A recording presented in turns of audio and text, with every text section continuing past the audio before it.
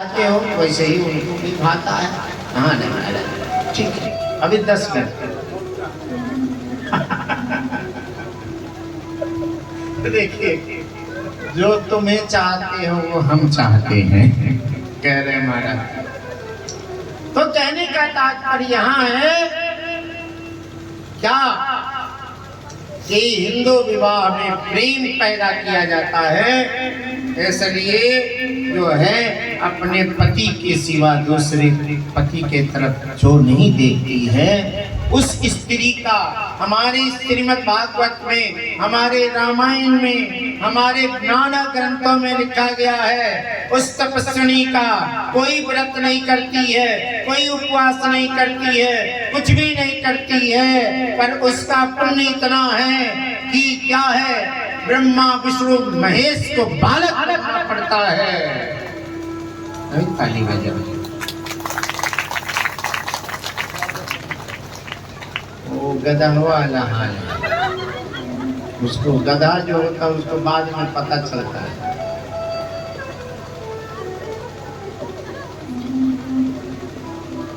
क्या है महाराज, हमारे वहां जो है पतिव्रता स्त्री का तो मान्यता ये बनाया गया है। एक साधु महात्मा थे, तपस्या कर रहे थे, उन्होंने इतना तप किया कि तपोनिष्ठ हो गए और एक वट वृक्ष के नीचे तपस्या कर रहे थे। उसी समय एक जो है पक्षी ने बीट कर दिया। क्या किया उसने? बीट कर दिया, उनके नाक पर गिरा, उनके आंखें खुली, जैसे पक्षी को देखा पक्षी भस्म हो गया। उन्होंने कहा मेरी तो साधना पूरी हो गई, अब मैं चलता हूं, मैं तपोनिष्ठ हो गया। अब गए, उस माँ के घर गए जो अपने पति का सेवा कर रही थी। बोले भिक्षाम देहि, भिक्षाम देहि। उस स्त्री ने अंदर से, पतिव्रता स्त्री ने कहा महाराज जी, जरा मैं अपने पति की सेवा कर रही हूँ। कहा तुम जानती नहीं हो मैं कौन हूँ? कहा महाराज थोड़ा 2 मिनट उनसे मिल के आ गया। अपने पति से बोली महाराज 2 मिनट आपका सेवा मैं करूंगी, थोड़ा मिल लूं। जाकर जो है वो पतिव्रता स्त्री जाकर खड़ा हो गई। बाबा जी मुझे चिड़ै समझते हैं, मैं पतिव्रता नारी हूँ, मुझे चिड़िया समझ रहे हैं, जला के भस्म कर देंगे। इसलिए पतिव्रता धर्म से बड़ा कोई धर्म नहीं है, उससे बड़ा कोई तपस्या नहीं है, उससे बड़ा कोई जो है पूजा नहीं है, उससे बड़ा कोई व्रत नहीं है, नियम नहीं है, उपवास नहीं है। इसलिए माताओं को पतिव्रता धर्म को सदा रखना चाहिए अपने जीवन में। आइए महाराज, क्या हुई? अब ब्रह्मा जी गए, तिलक चढ़ा कर आए हैं और ब्याह हो गया महाराज। अब ब्याह हो गया तो बहुत काल के बाद से अब तेजी से भाग रही है। बहुत काल के बाद से एक बार त्रेता युग माई,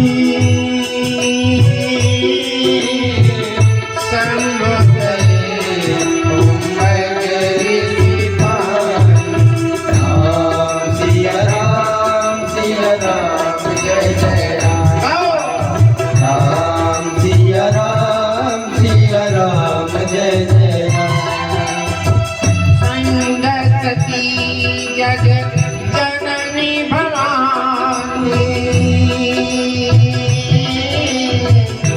संगति जग जननी भवानी,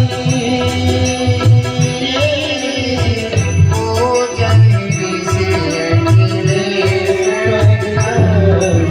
राम सिया राम जय जय राम, राम सिया राम जय जय राम। भगवान ने कहा मेरा मन नहीं लग रहा है, अंबिका अंबिका जी ने कहा तो कैसे मन लगेगा? सुनो महाराज, कैसे मन लगेगा? तो माता जी भगवान भोलेनाथ ने कहा मेरी कमजोरी तो आप जानती हो, आप भांग चाहिए लेना, भांग की नशा तो थोड़ी देर में खत्म हो जाएगी। बोले तो धतूरा चाहिए, बोले वो भी 1 घंटा 2 घंटा में खत्म हो जाएगा।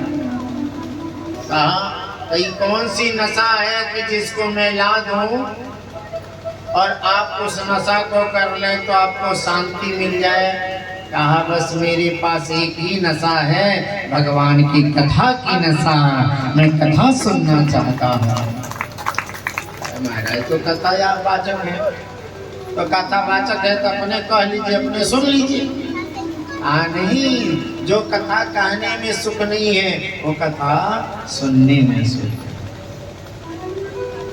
अच्छा, तो महाराज को पता लगा ये कहाँ कथा चल रहा है?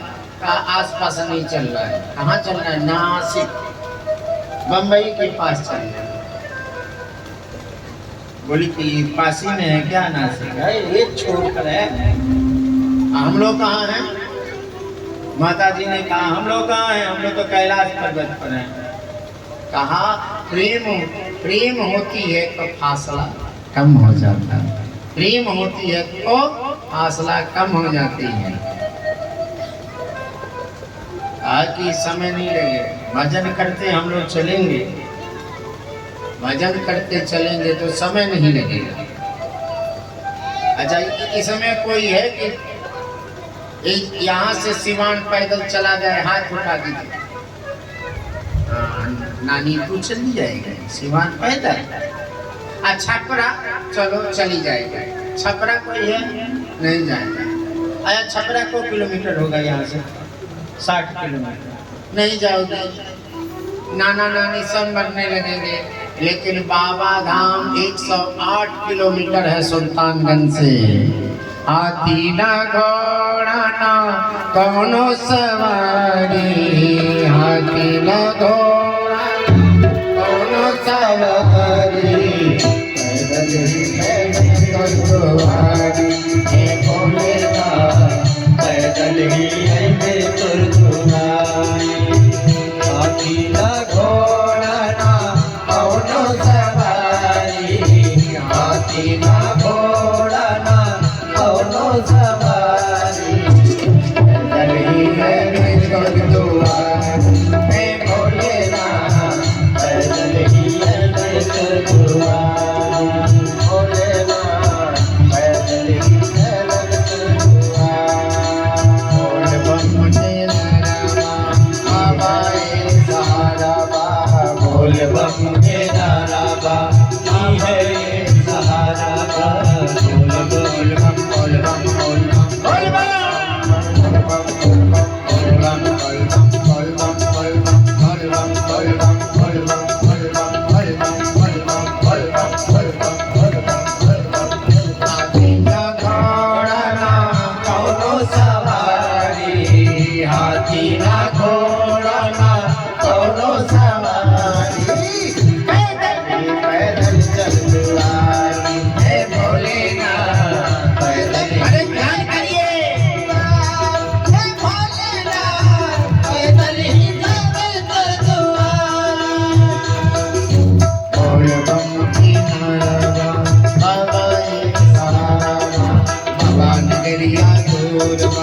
जाना बड़ा जरूर बा,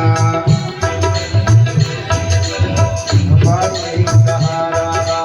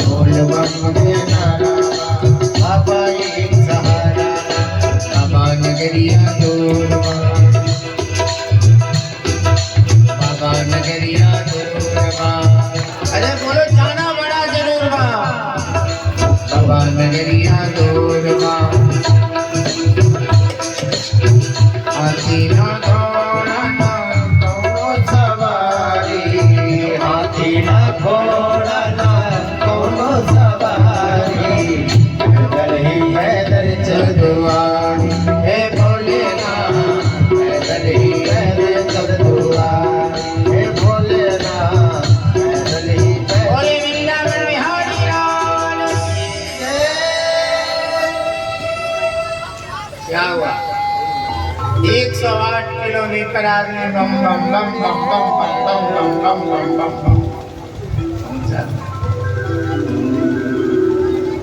तो देखो बाबा को पाना है तो फासला कम हो जाती है।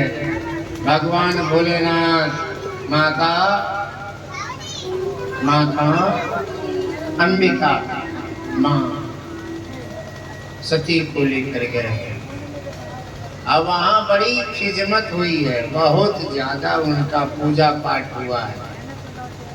अब एक बात समझ लीजिए, नेता लोग जब आते हैं ना तो हम डर जाते हैं। क्यों? कि आते हैं 10-20 लोग आते हैं तो उसमें से समर्थक भी होते हैं, आ जाते हैं तो कथा उसार के चले जाते हैं। उसमें से 50 लोग छोड़ ले जाते हैं नेताजी। अगर नेताजी को जयमाला पहना दीजिए तो नेताजी क्या करेंगे? आधा घंटा भाषण देंगे, बोलेंगे अब आपको बाबा बोलने नहीं देंगे, अब हम ही बोलेंगे। अभी वो एक परिवार है ब्राह्मण का, वो 5 IAS PCS हैं उनके घर में। वहाँ कथा करने गए और तो एक मोदी जी से जो किन्नर लड़ रही थी वो आई थी उस कथा में। कथा में आई थी और आई थी तो अब माइक पकड़ ले तो हमारे मौके ना मिले, हम परेशान। जब देगी माइक तो आगे कथा बढ़ाएंगे, वो अपने कथा शुरू करेंगे। तो महाराज किसी को मंच पर स्वागत करेंगे ना तो वो सोचेगा कौन कौन दिख रहा है, मेरा स्वागत कौन कौन दिखा। अगल बगल वाले से तो कहेंगे दिखला स्वागत कितना कैला हम गुरु जी, बोला के माला पहने ले। गुरु जी के हम सब जानी लगी, सब मालूम है। कौन चीज बचल है का ऐसे तो महाराज क्या है? अब भगवान भोलेनाथ तो भक्त हैं आए और नाचने गाने लगे, उनका पूजा उजा से क्या मतलब है। लेकिन माता जी ने सोचा है मैं तो मेरा तो बड़ा। माता जी ने कथा नहीं सुना, भोलेनाथ ने कथा सुना। और यहाँ से वापस जाते वक्त रास्ता में भगवान ने दर्शन दिया लखन भैया के साथ। लखन भैया के साथ दर्शन दिया। भोलेनाथ कहा गए भगवान आपका कथा सुनने का फल मुझे मिल गया। आपके कथा में मैंने नाचा बाचा, उससे मुझे बहुत सुख मिला। भोलेनाथ ने कहा तो मैया बगल में बोल रही है कि महाराज जी किसको प्रणाम कर रहे हैं? कहा देखो ना रे भगवान जा रहे हैं। तो माता जी ने कहा वहाँ साधु मंडली में ज्यादा गांजा वाजा चल गया क्या? अब गांजा लोग सुनते हैं पी लेते हैं तो जो है दिखता है कि हम आकाश में उड़ रहे हैं। हम तो कभी पिए नहीं हैं लेकिन हम सुनते हैं आकाश में उड़ रहे हैं, फिर आकाश में छोड़ता है तो बौरा जाता है आगे और अजीब अजीब दिखने लगता है। माता जी कह रही है कि ज्यादा चढ़ गया था क्या? कहा नहीं, ये नशा जो है कथा की चढ़ गई इसलिए दर्शन हो रहा है। माता जी ने कहा सब नशा का तो मैंने देखा है प्रतिक्रिया, लेकिन आज मैं देख रही हूँ कथा की नशा क्या करती है।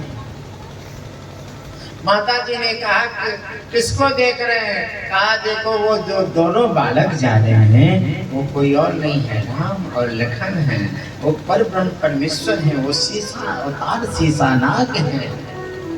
हुआ ना कहानी। महाराज बोलो लड़कियां हैं, अब वो जो है उनकी स्त्री भूल गई है, अब वो ढूंढत हो। वो कोई लड़का है, कोई बालक है, अपनी स्त्री को ढूंढ रहे हैं, कोई अपने दाम्पत्य को ढूंढ रहे हैं। कहा देखो वो परब्रह्म परमेश्वर है। तो हम कैसे मानेंगे? जब तक परीक्षा नहीं लेंगे तब तक नहीं मानेंगे। माता जी गई परीक्षा लेने के लिए, भगवान ने कहा कि कहाँ है भोलेनाथ? आप तो घूंघट काट ली दादा रे दादा, ये तो जानते हैं कि मैं कौन हूँ, भोलेनाथ की अर्धांगिनी है, मैं तो बनाई हूँ सीता जी का रूप। वो वापस आती हैं, भगवान को कोई प्रतिक्रिया नहीं की कि सीता जी के रूप बनाई हो कि काली जी के रूप बनाई हो। बस भगवान को यह दुख था कि माता जी ने झूठ बोला। ये केवल माता जी के साथ नहीं लागू होता है, हमारे जितनी माताएं हैं उनके साथ लागू होता है। 100 पति झूठ बोले कोई बात नहीं, एक आप बोल देना, पकड़ जाओगे तो जीवन भर तूने मेरे से झूठ बोला। इसलिए लाए हो क्या कि हम झूठ बोलेंगे कि नहीं बोलेंगे? हैं? क्या हुआ महाराज? अब माता जी ने झूठ बोला, इसलिए बाबा को बहुत दुख हुआ। कहते हैं ना, साच बराबर तपे नहीं, झूठ बराबर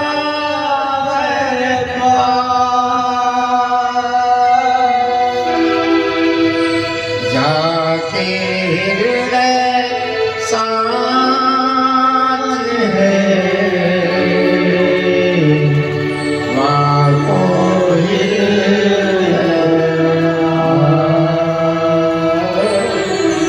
इसलिए क्या है? सत्यम शिवम सुंदरम। ईश्वर ही सत्य है, सत्य ही शिव है, शिव ही सुंदर है। अब उसी को हमारी भागवत में कहा गया, सच्चिदानंद रूपाय विश्वोत्पत्त्यादि हेतवे तापत्राय विनाशाय श्री कृष्णाय नमः। सच के बराबर कोई पुण्य नहीं है, झूठ के बराबर कोई पाप नहीं है। इसलिए सत्यनारायण बाबा का कथा कराती हो खूब, लेकिन उसी में झूठ पिसती रहती हो, प्रसाद, झूठ का प्रसाद। बताओ तो सत्यनारायण बाबा प्रसन्न रहेंगे? भगवान भोलेनाथ दुखी हो गए और दुखी हो गए और 87,000 वर्ष कैलाश पर्वत पर जाकर जो समाधिष्ट हो गए। 87,000 वर्ष के बाद से उनकी आंख खुली तो क्या है, माता जी आके बामाग्नि बैठी। स्त्री कभी अपने पति के बाएं बैठना चाहती है, लेकिन स्त्री में कोई 50 होती है, वो दाहिने बैठती है। हम तो वो देखते हैं महाराज, आप लोगों के वहाँ नहीं, लेकिन शहर में क्या है, पत्नी आगे आगे जाती है, अब पति पीछे पीछे झूला लेके जाता है। हमने देखा अपनी आंखों से। अब बताओ, वो स्त्री है, वो मेहरारू है क्या? वो मेहरारा है।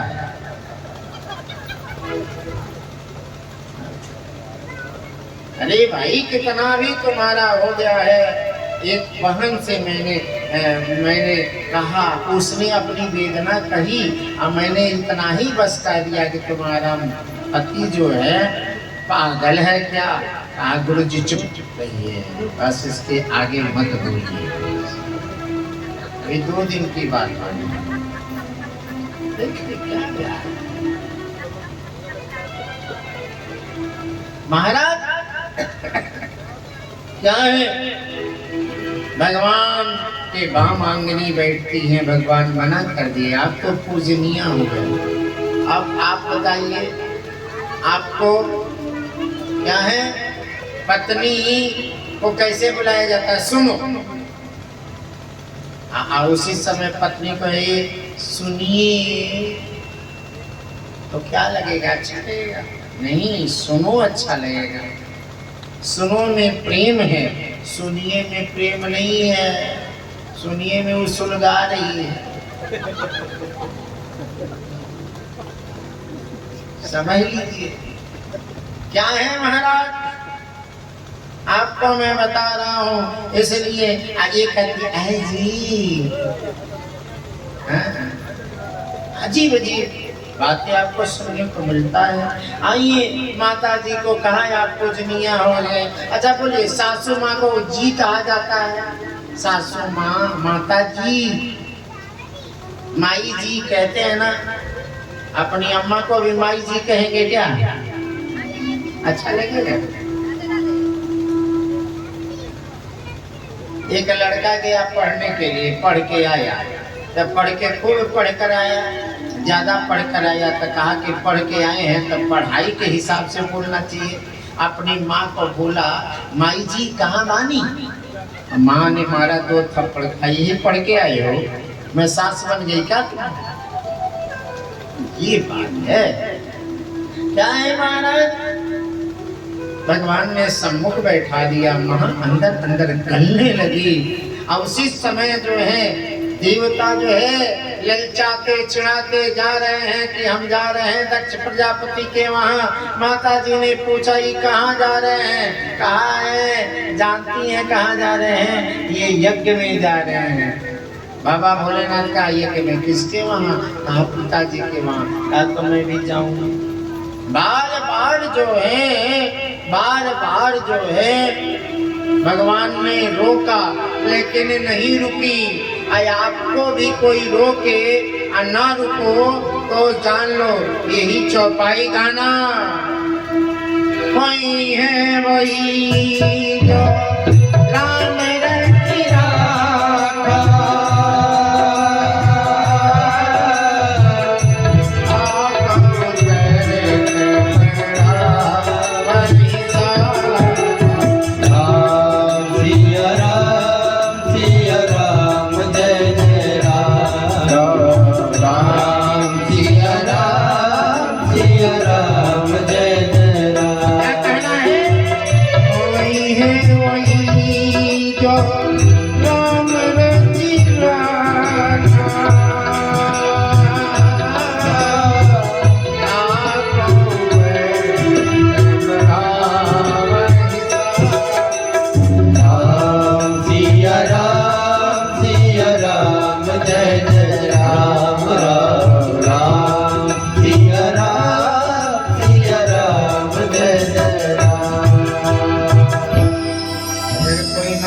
तो इस चौपाई को सिद्धांत बना लीजिए और सिद्धांत बनाकर बोलिए कि अब जो ये मानने वाले नहीं है, ये मानने वाले नहीं हैं, तो मान लो कि राम जी की रुचि है।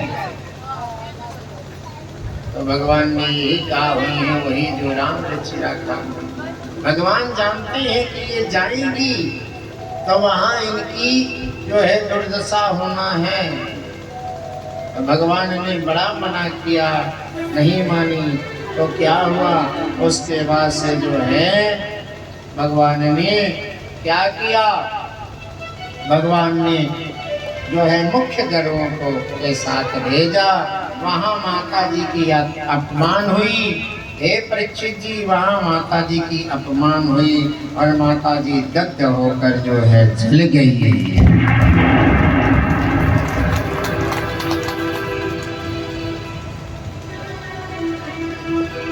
मुख्य गणों ने उत्पात किया।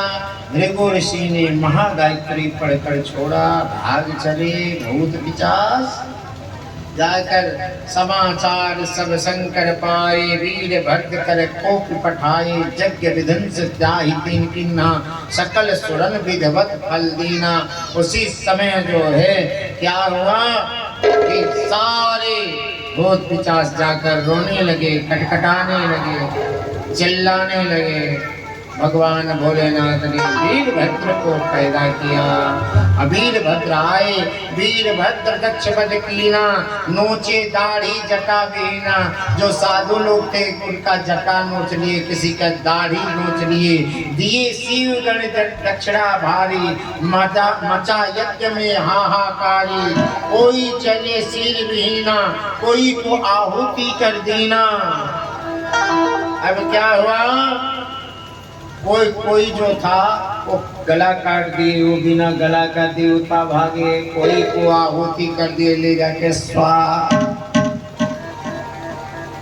उसी में से एक देवता ने कहा ये साकल्य धूप तिल की आहुति के लिए बनाया जा रहा है, सब देवताओं को इसी में ले जाकर स्वाहा कर रहे हो, बुद्धि खराब है। भूत प्रेतों ने कहा भूतों के पास बुद्धि होता ही कहाँ है, जिसके पास बुद्धि होता वो भूत कैसे बनता।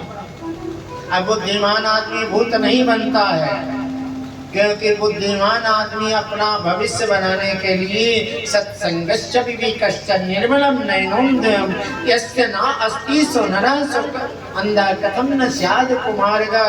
वो जो है सत्संग कर करके क्या है विवेक को बना लेता है। अब विवेक होने के बाद से क्या है ऐसा कर्म नहीं करता है कि वो भूत बने। आके हम लोग बुद्धि रहता तो हम लोग भूत बनते। हम लोग सीधा सपट्टा आदमी, हम लोगों ने सीधा सपट्टा भूत पिशाच प्रेत साकनी डाकनी कंकालनी हट्टी मर्री हम लोग सीधा साधा समझे। हम लोग समझ रहे हैं देवताओं की माता जी इस यज्ञ कुंड में कूद करके जो है स्वाहा हो गई, तो हमने सोचा ये परंपरा चलती रहे। महाराज आप लोग भी आइए। कहा वो माता जी देवता, कहा वो देवा अधिदेव महादेव की पत्नी थी, आप तो केवल देवता लोग हो। अब लिया कर स्वाहा स्वाहा। वीरभद्र बैठ गए, पलती लगाकर पद्मासन पर बैठ गए और एक एक भूत प्रेत जो है क्या करते हैं, भूत प्रेत जाते हैं और देवता लोगों को बुला कर लाते हैं स्वाहा स्वाहा स्वाहा। अब क्या हुआ, अब उसी समय यह इतिहास सकल जग जानी, आके में सभी छे बखानी। मंगल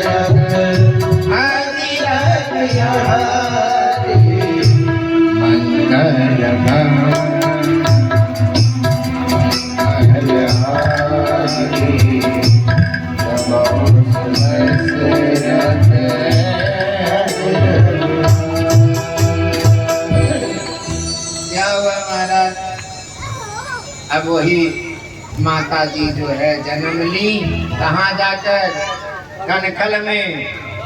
कल डांटे थे ना आपको, बोलना नहीं है, बोले थे ना ओ मुन्ना, कल बोले थे ना यहाँ ऊपर नहीं बोलना, इनको नीचे ही रखो, अपने चाचा के पास जा, बच्चा चाचा के पास जा।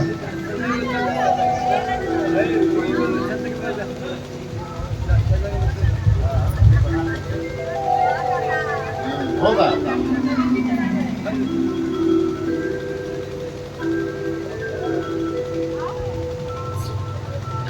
तो क्या हुआ महाराज, जरा जल्दी जल्दी सुन लीजिएगा। उसके बाद से जो है माता जी जाकर जो है जन्म ली कनखल में, हिमवान के वहां दूसरा जन्म। हे परीक्षित सुनो, क्या सुनो जरा, कथा का जो है महत्व बढ़िया से सुनिए, महत्व समझिए। कहाँ ये परीक्षित देखो, ये तो अम्बा जगदम्बा इस मृतलोक में जन्म ली तो उनको भी मरना पड़ा ना।